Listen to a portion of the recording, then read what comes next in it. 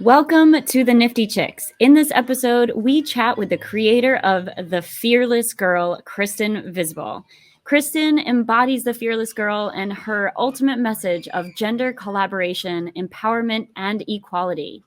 We move towards this when genders work together instead of being at odds with each other. Let's do this.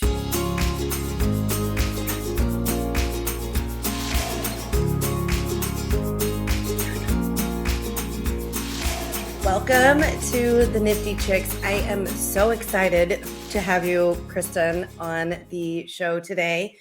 Jenna T and I had the opportunity to meet Kristen at NFT NYC, and it was such an amazing experience to meet you in person after, we've talked about you and Fearless Girl a few times on the show. And so welcome to the show. Oh, thank you so much. Yes, it was a blast meeting you guys, and I thought very spontaneous.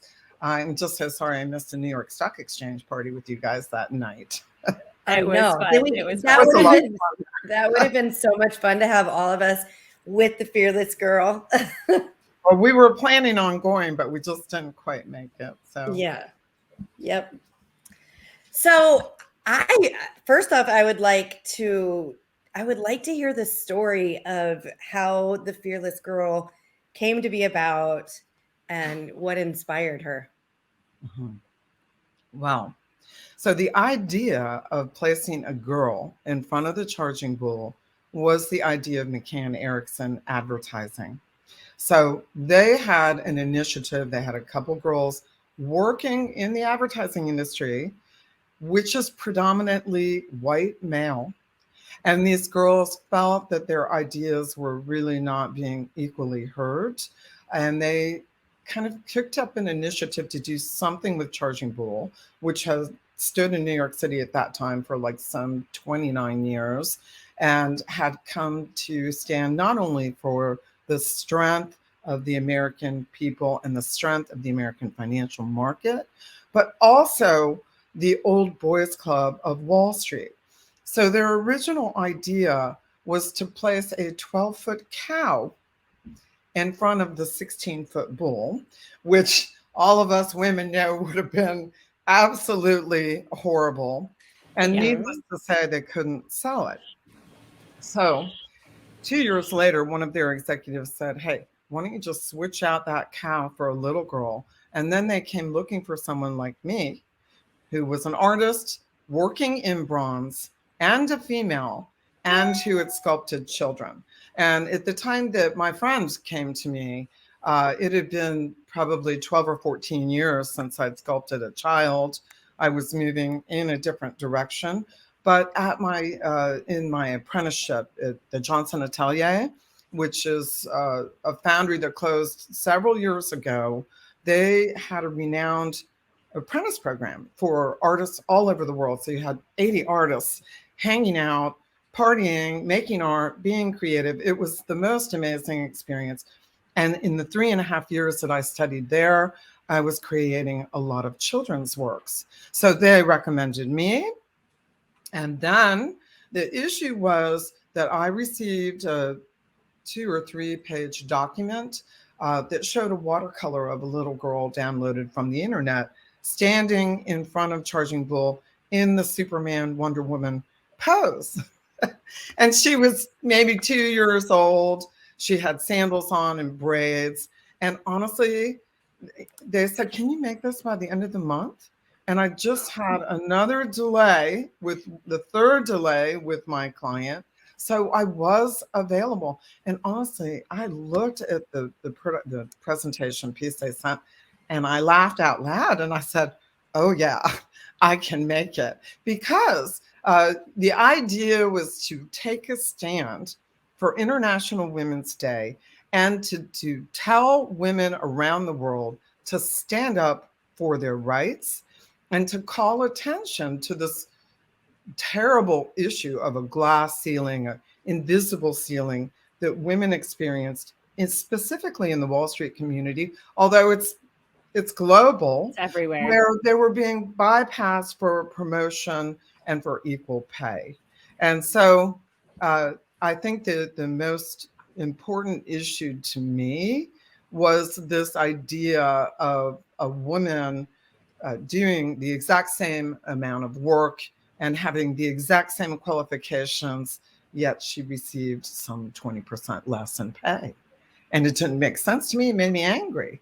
So the idea when it came to me was so exciting because, personally, I have wanted for a very long time to move in the direction of distortion of the human form, very beautifully done, but a distortion, and then ultimately to fully abstracted work. So I kind of was ready to move out of realism and into the wild.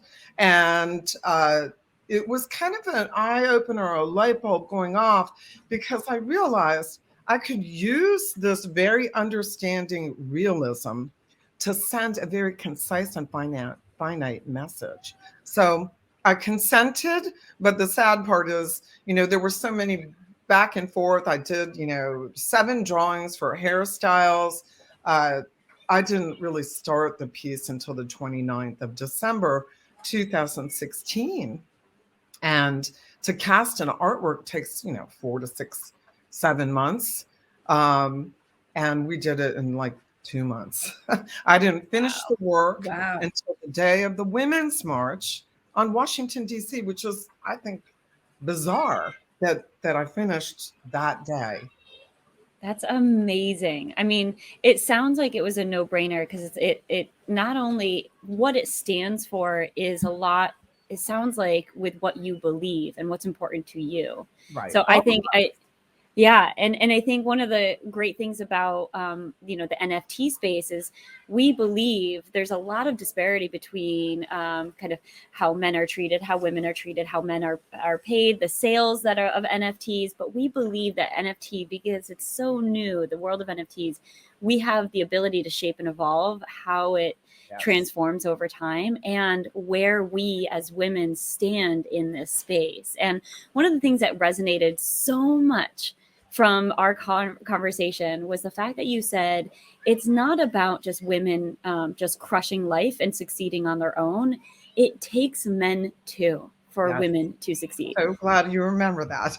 Of course. I mean, that really stuck with me. I want to hear more about like what you mean by that. Okay. So I'm really glad you brought this up because my experience in the NFT space, I probably really began my research in late August last year. I'm relatively new. With the incidents of Fearless Girl, I kind of shied away from social media. So I don't have that very valuable tool when you're talking about NFTs. But I will tell you that having done a drop at the end of May, that I was in a lot of Twitter spaces. A lot of people were asking me to join and to speak about Fearless Girl and my NFTs. And I consistently heard something there. We as women would like a more solidified presence in the crypto community, right? And the idea out there is women supporting women. But at the same time, I heard women saying, oh, geez, these men are not supporting our projects, okay? So I finally piped up in a Saturday call and said, listen, this is about collaboration, about gender collaboration. So if you want men to support your female-founded NFT drop, then they have to know about you. They have to be involved with you. You need to participate in mixed Twitter spaces. So often I was participating in a Twitter space that was like 99% female with a token male or two. That doesn't work. So you asked me what I mean more specifically about gender collaboration. There is a really interesting body of research that started in the early 1960s about gender studies, okay? And then gender studies in the workplace and the effectiveness of men and women actually working together, right? Making decisions together. So our history globally for centuries is that men take the lead, men make the final decision, and consequently, our leadership in so many corporations and in local community organizations is predominantly led by males only. And maybe the female ideas are often discounted.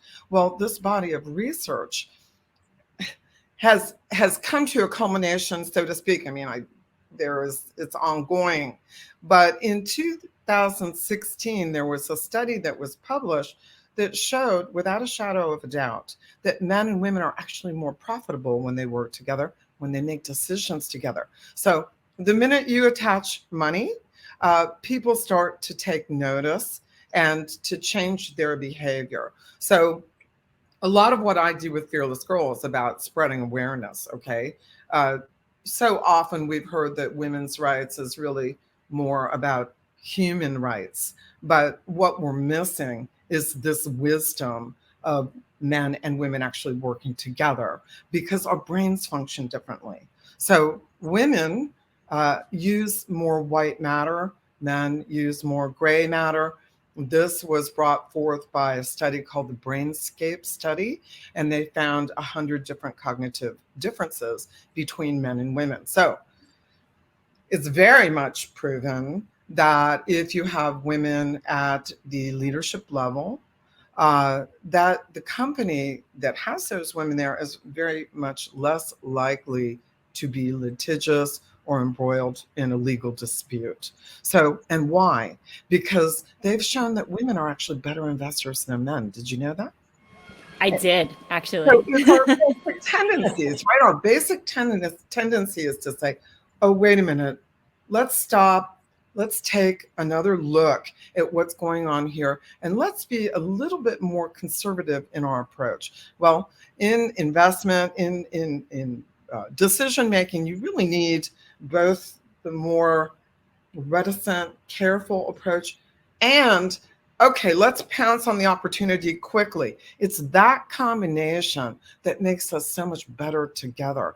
We can't achieve our peak potential as genders without working with the opposite gender. And to me, that's this beautiful, nature's beautiful love story that actually makes good business sense. That's amazing. I totally agree with that. We talk about that all the time. So I that's beautifully said. Thank you. I've been saying it now for 5.5 years, right? So I've got it down. Fearless Girl kind of turned my life upside down in every sense of the word. And unbelievably, 5.5 years later, I'm still fielding requests for use around Fearless Girl, and it's rather complicated. So I feel like you embody Fearless Girl. Like, I feel like she's you. I mean, obviously you're the creator of her, and just hearing you speak about her, and it's just, yeah. You know, I wish I had printed out. I had dinner, not last night, I guess, but the night before, with my friend and her daughter, who's just turned 13. And that daughter was the primary model. I had 2 different models for Fearless Girl. And she's turned out to be quite a little artist. And she made this really cool piece. It's all gray, right? It's like gray and white. And it's her face. And it says women's empowerment at the top. And then there's all these hands around, like collaboration. It's very, very creative. I did not intend to really be the real life embodiment of Fearless Girl, but I would agree with you that I am. I I didn't know what I was getting into when I decided to make a work for my fellow women, and that's all I did. I was told by the ad agency that there was a very limited budget, and thus they could only cover my immediate production expense, and that they were going rogue, and that there would be no sponsor. So those are the terms under which I consented to create the artwork. I asked for an agreement and was told we didn't have time. And I actually agreed with them. We had no time. So I said, listen, I'll do it, but I won't deliver unless I sign But while I was creating the clay model, a third party was brought in. And that third party has essentially caused me a great deal of harm over these years and frustrated my life. Yeah, So, I wanted to mention that. So this, the whole concept that we're talking about, this fearless girl, the statue, she's beautiful and she stands there strong. Not in front of the bull though. She's now on the other side of the, looking at the New York Stock Exchange. So if anybody's in New York City looking for it, it's not in front of the bull anymore. But I do want to mention, like, you know, this has not been super easy for you. And in the most recent months, you have been experiencing a lawsuit. I am sure there's a lot of information that you cannot share at this point, given you are still in the middle of it. But talk to us about, at a high level, kind of what is going on, and really how we can support you as fans of you and fans of Fearless Girl. thank you so much, Jenna. Um, Technically speaking, the lawyers always tell you not to talk about the lawsuit, but I didn't sign anything to that effect. I will tell you that I did sign an agreement 10 weeks, 9.5 weeks after we unveiled Fearless Girl. In that agreement, there is a non-disparagement clause against that third party. And I did not understand that non-disparagement also includes telling the truth. If the truth is perceived as having a negative connotation on that party, it is considered disparagement, which essentially boxes me in every single way. And I would say that that theme of being boxed in runs through this entire agreement I signed. So Fearless Girl went viral immediately. Why do you think she went viral? What do you guys think? What is the basic meaning of Fearless Girl to you? I mean, I personally, I think because she embodies that. And like I was saying about you earlier, it's you're embodying her because you're being fearless and going up against, you know, these Standing up for my corporations. right. Exactly. So And standing I up for think that's important for every girl, woman, you know, of any age. It's important for not us just to. the, not just women and girls. I really think that Fearless Girl and the ideas behind her extend to any entity that's being prejudiced against, which means a lot of our ethnic people are prejudiced against. And when, even though the gender studies is about gender, it's common sense to understand that if we bring different cultures into the decision making process, we're going to get a better decision. That would be another project, right? So for me, first and foremost, Fearless Girl stands for empowerment. So we presented an image in 2017. She was unveiled the day before International Women's Day in celebration of International Women's Day, March 7, 2017. And the work took off because people looked at this little girl up against impossible odds. And it inspired them. It empowered them. I mean, you can't believe the emails I got from all over the world. And what's very interesting is it was 50% men who understood the value of genders working together and who were advocating for their daughters and sisters and mothers and grandmothers. Right. So that's why Fearless Girl, I think, took off. And also think about women in the right to vote and everything else. We've been fighting for over a century for our rights, for centuries and centuries, if you look back in history, for women's rights. But we've never had a quote equality symbol, right? So we have the scales of justice, we have the Statue of Liberty, but we really don't have anything that says women's equality that's three-dimensional. And I think Fearless Girl fulfills that role. That's why I think she went viral. And I think there is moral responsibility on my part to ensure that this work is used to the benefit of the people I created her for. Remember, I had no knowledge of a third party being brought into the scene. So the lawsuit is essentially the third party, I believe, trying to expand on the rights that were extended to them. So I created a work, and remember, there was no agreement, right? So I owned all of the rights, but I was specifically told that the third party had paid $250,000 in permitting. So this was corroborated by the ad agency, and it was verbally discussed during our negotiations. I was so grateful. We only had 7 days of permitting. It's expensive, the permitting in New York, right? So we had a total budget of $30,000 for everything, extending the park, to place the work on it, casting the figure, producing the clay, and paying the permitting. So the world started to sign this change.org petition to keep her permanent. It was the answer to our dreams. We had some 30 people working on this project, and all of us, talked about the fact that the ideal outcome would be that the work would remain ad infinitum, and that the people would demand that, and they did. So that was very, very rewarding. Do I think it's about my artistry? I you know I have seen a couple of knockoffs that were not very successful, and I think that everything is in the attitude of Fearless Girl's face. The Wonder Woman pose, the Superman pose, is part of our culture. I think it's important, but it's all about her attitude, her obstinance, her determination that she will stand up for her rights and she will win against this enormous bull, right? That's empowering, right? So in the lawsuit, to be really honest, I didn't know about this company.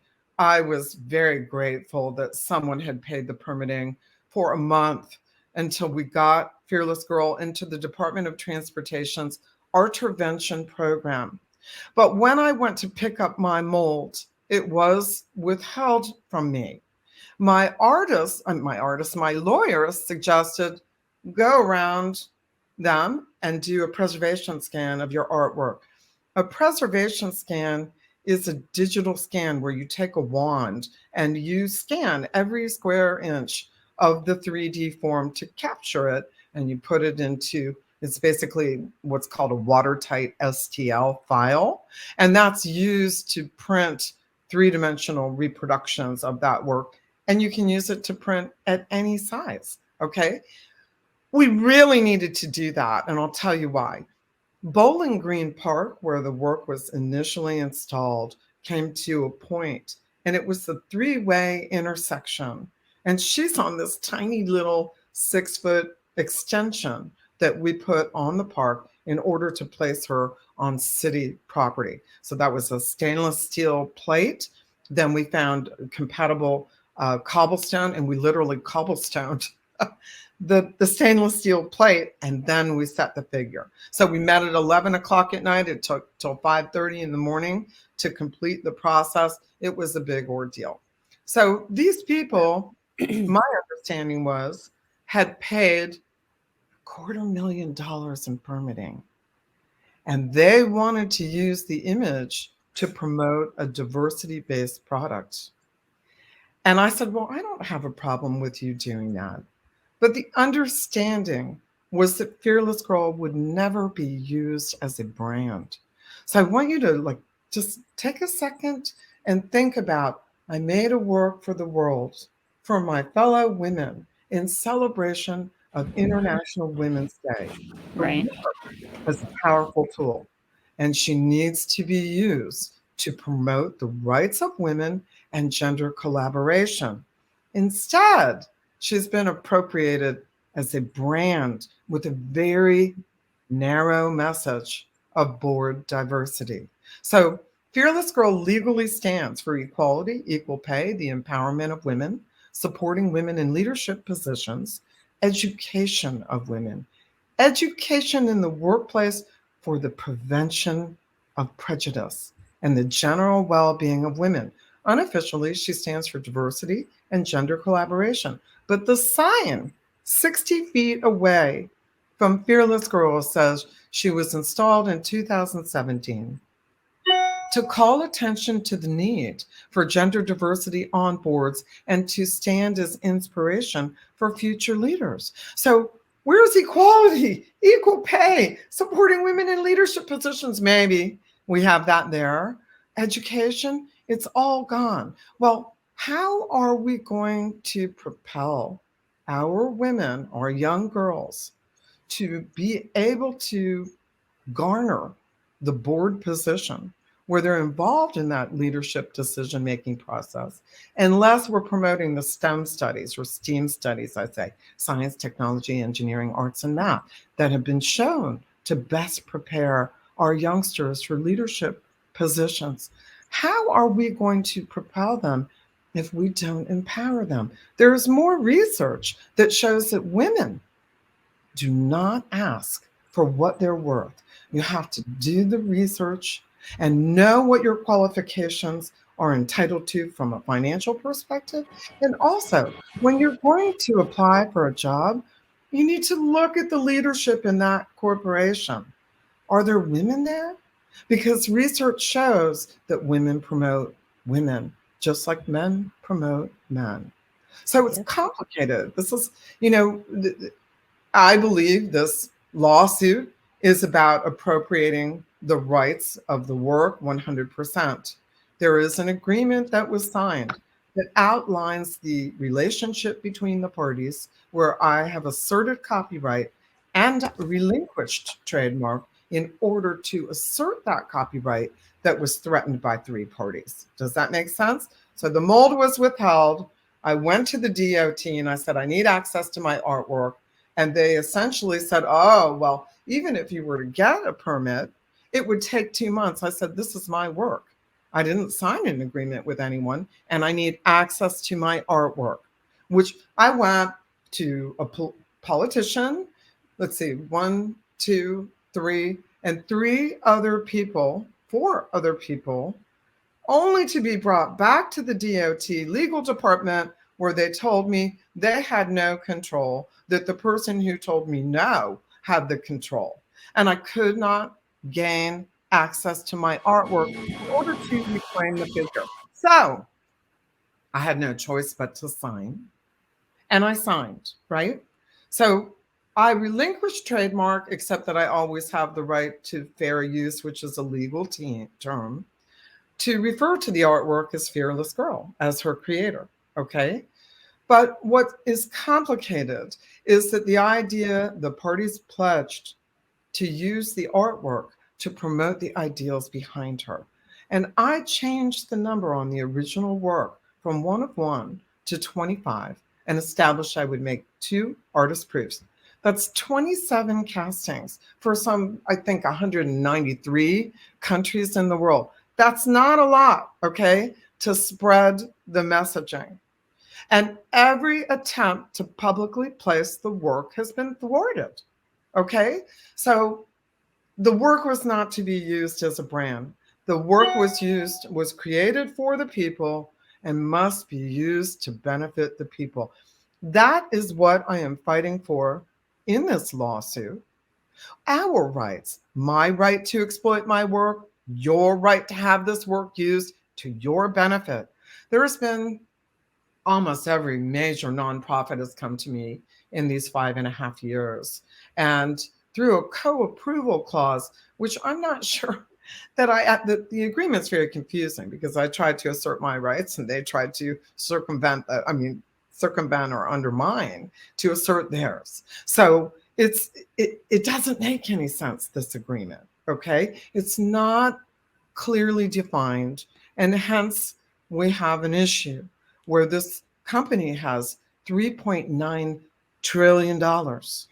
And I'm now in debt because of the lawsuit that's coming up on close to $4 million because I've been given a mandate that I have to show that I have XYZ dollars in order for this new council to present me in front of the court. So This is so frustrating to hear because it literally is exactly what Fearless Girl stands against and for. And Exactly. you're going through this, and it's like, obviously, the message is not landing with And those people.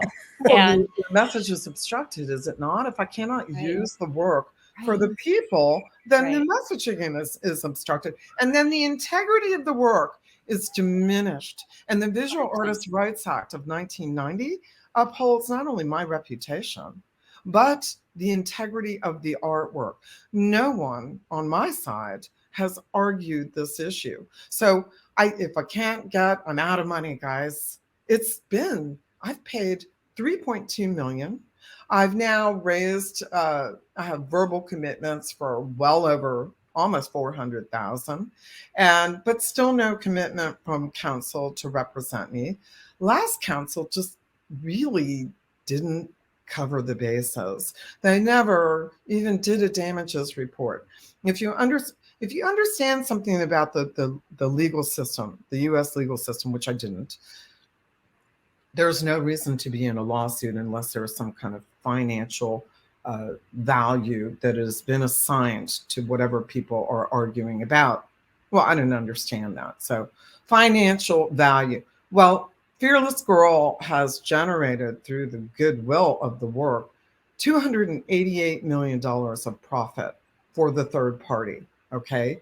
So, they want her in entirety, and they want to get a judgment against me, because then they would essentially and presumably be able to uh, attach to my assets. The Fearless Girl copyright being one of my assets, right?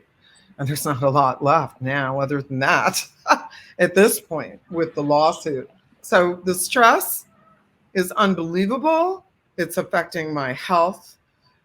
I made this work for all the right reasons. And I really resent anyone saying that this is a brand gimmick. She is not a brand gimmick. I made her for you and for me and for all of us. Do you understand? Yeah. Ah, man. Well, I mean, this has been a fascinating story, not just on how Fearless Girl came to be, your involvement, and what you're going through now to make sure that the integrity of the project still exists long into the future. And I want to just take 1 or 2 minutes to talk about the NFTs that you have created associated with this, because I think that might actually at least chip in the right direction as far as getting the word out there and getting some sort of financial support too. So I want to hear about the Fearless Girl NFTs. Right. So that was part of the reason that I got into NFTs. You know, I haven't been a digital person. I'm at a severe disadvantage because I know Photoshop, but not that well. So a friend of the family came to me. They said, hey, you should do NFTs to try and raise money for the legal battle. And I'm like, okay, I don't know. I'm not a digital artist. And then I started thinking about it. And I was like, wow, this is kind of cool. So I had a call with people in August. It's a long story. I know we don't have time. It's been some 8 months or so that we have been working on the Fearless Girl NFTs. If you purchase a Fearless Girl NFT, we are in the process right now of developing utility that will be very, very exciting. It's a surprise. We cannot announce it. I can't talk about it. But the point was to do a couple of things. One, people are always emailing me, oh, can't you make something that's less expensive so that we can have Fearless Girl? Well, casting a bronze sculpture is a lot of money, okay?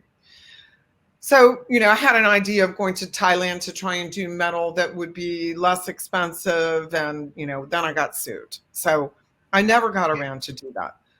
So in one aspect of the NFTs is that it provides an opportunity for people to collect Fearless Girl imagery that's unique and beautiful, that I'm thinking we might put on an 8x10 viewing screen that people can stick on their desk. as one of the utilities that I found through nft.nyc. And or you can project it, on your bedroom wall. So that's one aspect. The other aspect is, of course, I have great financial need. I think, yes, I'm in a position to profit greatly from Fearless Girl, but I certainly haven't. And I have ethically stood by the ideals behind my work. And I will not accept no as an answer. I made Fearless Girl for you, and I will fight to ensure that she is used for you. I need help. $3.2 million. I didn't make that from Fearless Girl. I didn't even have the time to exploit the work. There's another aspect. I have a legal right to sell in place. I have a legal right to exploit my artwork for licensed products. But if you might know, there are no licensed Fearless Girl products that are authentic, that are approved by me. And I really can't do that because the way this agreement is written, there is so much control that is asserted over the licensee that I feel like I put that potential licensee at financial risk, considering the history of the people that I'm involved with here. And so I haven't licensed. And if I can't license, then I need to find another way to generate money. So if you believe in gender collaboration, if you believe in the ideals, equality, and diversity behind Fearless Girl, I ask you to support this project, and I will make sure that it's worth your while. We're in the process of doing that right now. And it's an intercontinental collaboration, I might add. Okay. So I just want to be sure to mention fearlessgirl.us is the website, and Right. it's super easy to go mint. I minted one. I was telling Kristen before we started recording, I'm really sad because she's going to be on the wall eventually. I just didn't get my order in soon enough, so she won't be here till next week. But I'm excited to have her on the wall. The fact that you said it's easy to mint is like a monumental statement for me. Okay, remember, I'm kind of new to the space. We set up a private minting site. When you purchase, it's minted, right? Then it appears on OpenSea. To effectively do that has been really an enormous task, fraught with a lot of technical difficulties. We kind of have just gotten it, where it needs to be. And I definitely hope that you'll go check it out. We are considering doing some diversification of the limited edition Stargazer cards. But essentially, I believe the future of Fearless Girl, these NFTs will act as a passport, essentially, for something larger. And I'm really excited to tell you about that in the future. It's awesome. I'm super excited about, just everything that you're doing. And obviously we want to support you and help you. I still can't believe you're going through all of this with her so many years later. There's what's called a no branding clause in this agreement that really prevents even affixing a name with the artwork, a trade name. Okay. In fact, I never really noticed that line, until recently. But it's a direct intent to subvert the rights that I have in my artwork, which are essentially all the copyright rights. And those are all listed. So if those are all listed, then this no branding clause, which we understood to be only for licensed products because of where it's positioned in this agreement, it cannot be applied to a full-size casting unveil. How do I spread the messaging behind Fearless Girl if we're not freely able to install and unveil and talk about the ideals behind her? And another issue is, so there's a no branding clause. I also extended to the third party an image right so that they could use this image to discuss specifically diversity in corporate governance. Well, what I verbally consented to was something that doesn't infringe on my rights, which is board diversity in the financial sector. It will never affect me. I'm not in finance. By that clause being expanded, it's very difficult to ethically and morally have a discussion, let's say, on equal pay. How do you talk about the fact that there's a discrepancy between the pay of a board member and the pay of a manager? And then the issue becomes, who's getting the board positions? That in part contributes to the discrepancy in pay between men and women. And also the fact that women, I guess by their nature, tend to take responsibility for unpaid caretaker positions. So that diminishes the balance in pay as well. But, how can you talk about supporting women in leadership positions and then have an exclusivity on diversity in corporate governance? Now, I never intended to subvert my rights through any right extended to another party. I own 98% of the rights. The work was not commissioned. Do you understand? Everywhere, everyone says Fearless Girl is commissioned. Yet I was approached by a trusted friend who put me in touch with another person who said, will you create this artwork for International Women's Day? Well, of course, I'm a woman. I love this. Well, thank you so much, Kristen, for You're joining us welcome. on the Nifty. Thank you guys for your interest. Of course. And you can follow Fearless Girl. It's Fearless Girl US on Twitter. You can also follow Kristen at Kristen Visbal. That's Kristen Visbal. We'll have all of those in the show notes. But thank you again, Kristen. We love what Fearless Girl stands for, and we are all for it. Right. So we're all going to be fearless, right? It doesn't matter what you're going through. I'm in a lawsuit, but you might have something else, right? So the point is to be strong. Okay. Thanks so much, Kristen. Have a wonderful day. Appreciate it. You too. My goodness, she is going through so much, and you hit the nail on the head when you say she embodies Fearless Girl. How amazing is Kristen?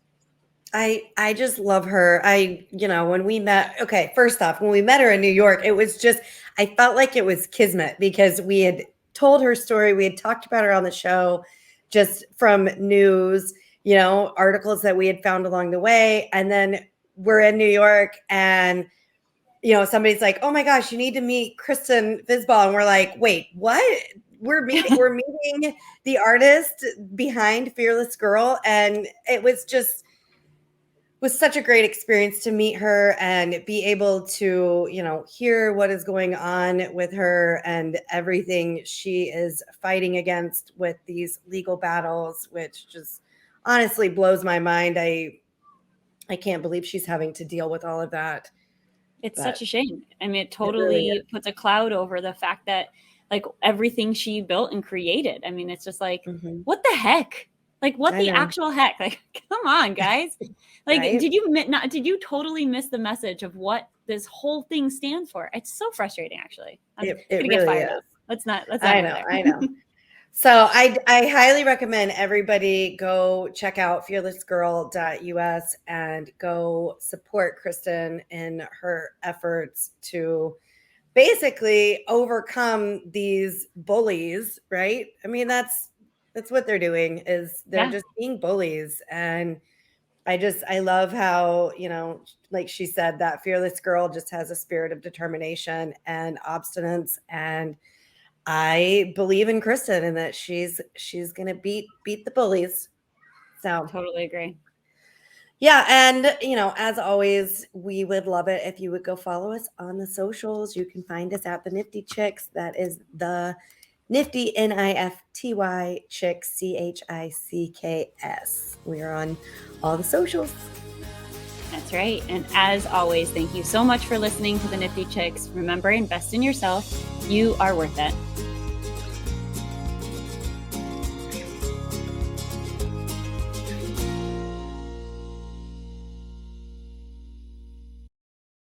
carefully to the following disclaimer. Neither the host nor the guests of the Nifty Chicks podcast are acting in the capacity of financial advisors. We wish to remain transparent and impartial to the NFT community at all times, and therefore, the content provided by the Nifty Chicks hosts and guests are intended for general information purposes only. Nothing written or discussed by the Nifty Chicks hosts and guests should be construed or relied upon as investment, financial, legal, regulatory, accounting, tax, or similar advice. Nothing should be interpreted as a solicitation to invest in any cryptocurrency or NFT, and nothing herein should be construed as a recommendation to engage in any investment strategy or transaction. Please be advised that it is in your own best interest to consult with investment, legal, tax, or similar professionals regarding any specific situation and any prospective transaction decisions. You must do your own research when considering investing in cryptocurrencies or NFTs. We are simply sharing our journey with you as we learn more about the world of NFTs. Happy minting.